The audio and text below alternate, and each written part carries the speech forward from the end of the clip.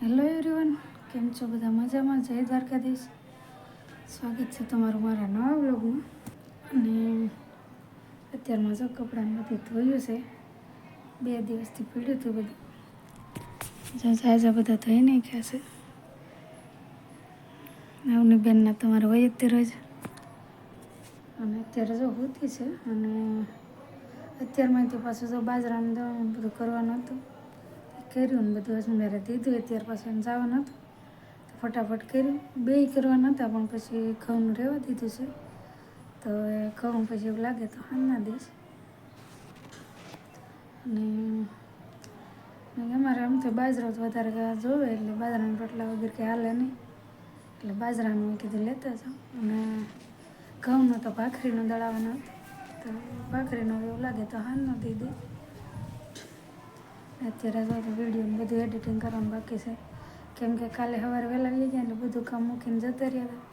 તો પછી બધું સાફ સફાઈને બધું આજે કરવાનું થયું. હજી ફળિયું તો બાકી જ રાખ્યું. અને બહાર બધી ધૂળને ખોળેલી હતી તો એ પાછી સરખી કરીને પાણી નાખ્યું ને એવું બધું કર્યું. અને અત્યારે તો વિડીયો એડિટિંગ કરવો છે. મેં કીધું વિડીયો શરૂ કરી દો પહેલાં અને પછી એડિટિંગ કરી નાખું તો 12 વાગે તો આપણે અપલોડ થઈ જાય. કાલ તો જો મોડો મૂકાણો હતો તો આજે મેં કીધું વહેલા થઈ જાય. ત્યારે જો બપોર થઈ ગયા અને રસોઈ બનાવી નાખ્યું હતું, પણ પછી લસણને એવું બોલતું હતું વિડીયો કંઈ નહોતું બનાવ્યું. ને અત્યારે જો આજ હું જમવા આવ્યા અને અત્યારે વિડીયો બનાવવા રહી છું. તો જમવામાં જો દૂધી અને ટમેટાનું શાક બનાવ્યું હતું ને રોટલાને એવું બનાવ્યું બધું. તો અને બેન તો જો મળ્યા જમવા, કેમ કે એને છાશ ભળી જાય એટલે પછી કાંઈ રહેવાય નહીં. એટલે સોળેલું કરીને છાશને એવું જો સાકું લઈને આવીને મામ ખાવા મોડો જાઓ મામ, છાશ લઈ લો. બેસી જા તારા આસનમાં, જા તારા આસનમાં બેસી જા, તારા આસનમાં બેસી જા. દૂધીનું શાક છે અને રોટલા અને ડુંગળી અને છાશ છે ગામડેથી આવેલી. જો મસ્ત છે, જાડી જાડી. તો હવે જમી લઈએ. અત્યારે જો પડવા આવી ગયું છે અને પછી હમણાં ગયા અને પછી ત્યારે પછી જમી કાઢીને બેઠા હતા થોડીક વાર. અગ્નિ હોરાની ટ્રાય કરી પણ કંઈ હોતી નથી. પાછી ઘડિયામાંથી કાઢી પછી જો રમતી હતી. પછી પાછું શેરડી લાવેલા હતા, કાળી શેરડી, તો કાઢીને અત્યારે જો રમે છે. અને અવાજ કદાચ તમને સંભળાતો હશે. અને અમારે શેરીમાં તે 11 હોય ને ત્યારે ધૂન મંડળી હોય તો શેરીમાં બધા હોય ભેગા થાય અને કીર્તનને એવું લઈ. તો તને થોડીક વાર ગઈ હતી, પાછી એવું ન રહી તો પાછી એ આવી. તો રહી તો પાછી થોડીક વાર જાઓ નહીં સાંભળી. અત્યારે જો મૂર્તિ પ્રતિષ્ઠા મહોત્સવ છે ત્યાં આવેલા છીએ. તો તમને બતાવું કે કેવું છે બધું. તો અત્યારે તો પબ્લિક બહુ આવેલું છે અને ડોમમાં તો ક્યાંય જગ્યા ન મળે એટલી બધી પબ્લિક આવેલું છે. અને રશ્મિને જો અહીંયા જ રહેવાનું હતું તો મેં કીધું હાલો આપણે જઈએ. તો હારે આવતા રહ્યા અને આવની બેન રહેશે ત્યાં સુધી રહેવું, પછી પાછા મૂકી જાય છે. ને અહીંયા જો અહીંયા બાજુમાં તે રથ મૂકેલો છે ને બધા ફોટા પાડે છે.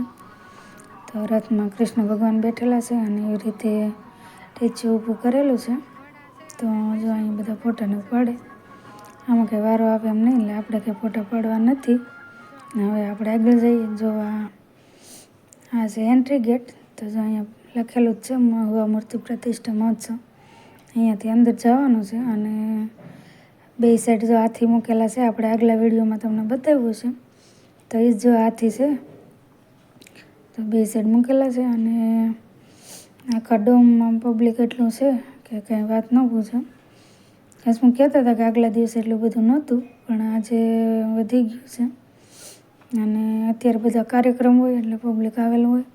અને અત્યારે જો રાજસ્થાની ડાન્સ ચાલે છે, કંઈક ઉપર બેડા ઉપર માથા ઉપર મૂકીને એવું કંઈક છે, ગ્લાસ ઉપર મૂકીને. અને હું આગળ તો એટલે બધા કાંઈ જોયા એમ નથી, જ્યાં સુધી જાય છે ત્યાં સુધી બતાવું. બાકી તો જો આ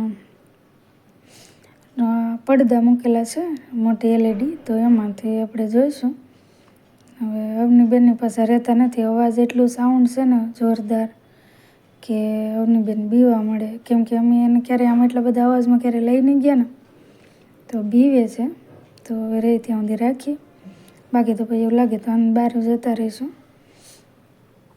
અમારે આ જ વાંધો પડે, અવનીને લીધે પછી ક્યાંય બહુ નીકળાય નહીં, પણ કાંઈ વાંધો નહીં. હવે બહાર અંદર જોવા દે તો ઠીક છે, કેમ કે સાઉન્ડ બહુ જબરદસ્ત છે અહીંયા. અવાજ એટલો ને થિયેટરમાં હોય ને એવું લાગે આપણને. તો થોડીક વાર રહી, બાકી તો બહાર જઈએ. અને બહારે તે માણસો તો બહુ છે. હવે અંદર તો જે બાલવાટિકા છે ને એમાં તો જવાનું મને નથી લાગતું કે મેળ આવે, પણ પબ્લિક એટલું છે એટલે કદાચ વારો ન આવે. ત્યાં પાછું ટિકિટ લઈને અંદર જવાનું એટલે લાઇનમાં ઊભું રહેવું પડે એવું છે બધું. તો આજે તો કદાચ નહીં મેળ પડે, પણ પાછા આપણે તો અહીંયા નજીક રહ્યા એટલે આવતા રહીશું. તો જે દિવસે માણસો ઓછા હશે ને તે દિવસે આવીશું, તો ત્યારે આપણે વિડીયોમાં લઈશું. અને બાકી તો બધા અત્યારે ટ્રેન્ડમાં છે એટલે બધા વિડીયો મૂકે જ છે, એટલે જોઈ તો ગયું જ છે બધાને કે અંદર બાલવાટિકામાં બધું શું છે અહીંયા. તો પબ્લિક જોવા ડોમમાં ક્યાંય ઊભું રહેવાની જગ્યા નહીં, એટલું માણસો છે.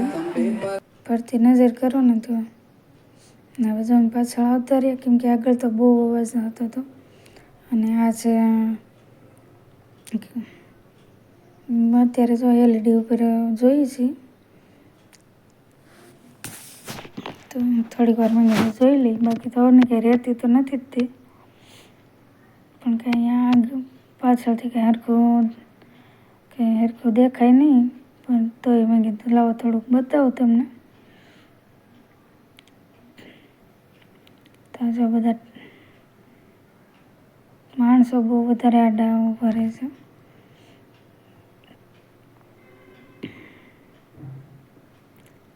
સ્ટન્ટ કરે છે બધા.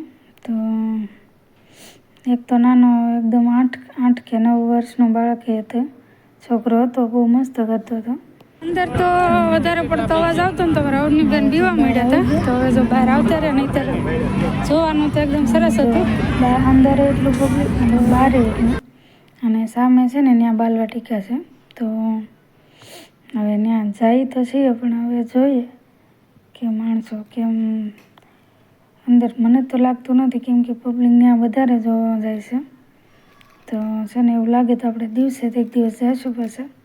અત્યારે ખાલી તમે નાઇટ વ્યૂ જુઓ કે કેટલું બધું જબરદસ્ત બધા ડોમ તૈયાર કરેલા છે, અને માણસો કેટલું જોવા આવે છે. વિચાર કરો, રાત્રે આટલું માણસો ભેગું થાય તો દિવસે તો કેટલું થતું છે.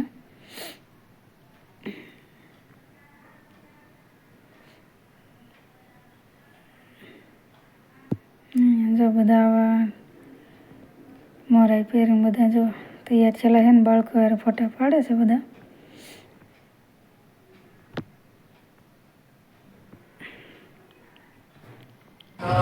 ત્યારે અંદર તો જવું હતું, પણ જો પબ્લિક જો વારો નથી આવે એમ ને, કેટલી વાર વારો લાગે. તો આપણે તો મોવામાં જ છીએ, તો પછી આવવાનું રાખીએ તો જવાનું છે.